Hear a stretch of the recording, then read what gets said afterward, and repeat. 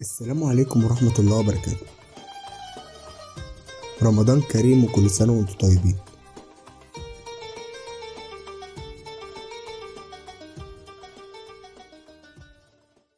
مسلسل جعفر العمدة اتحرقت النهاية بتاعته من أبطال العمل نفسهم.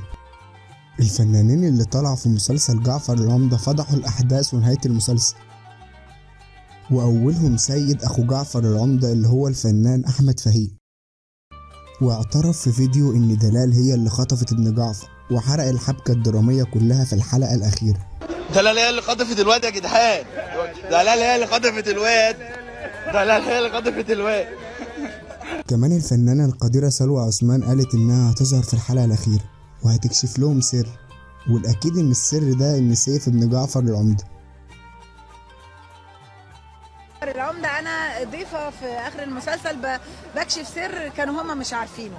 المسلسل ده من أقوى المسلسلات الدرامية في رمضان 2023،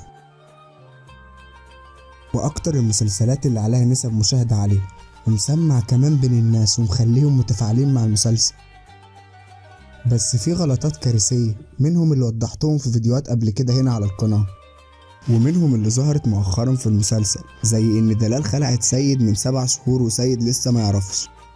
ازاي حركة ساذجة زي دي تعدي على المخرج، او مثلا بيستخفوا بعقول الناس اللي بيتفرجوا؟ في حالة الخلع الزوج لازم يحضر وبيرمي لمين الطلاق كمان. ثانيا مفيش حاجة اسمها مضى على عقد الطلاق مكان البيوتي سنتر. تفاصيل صغيرة بس مهمة جدا جدا. كمان تقريبا محمد سامي نسي يضيف اي دور للحكومة اول 19 حلقة، او المنتج مش عايز يشتري جاكيتات بيضة ولا ايه؟ ما انا مش فاهم. يعني كل الضرب والمصايب اللي بتحصل دي ومحمد سامي المخرج بتاع المسلسل مش مقتنع ان لازم يكون في دور للشرطة؟ لا كده افوارة زيادة. وبس في النهاية المسلسل جميل جدا واعلى نسب مشاهدة وتأثير بين الناس. هو الفيديو خلص وانتوا لسه ما عملتوش لايك وسبسكرايب؟ أسوأ حاجة لما خنجر الإحباط يجي من أقرب الناس ليك.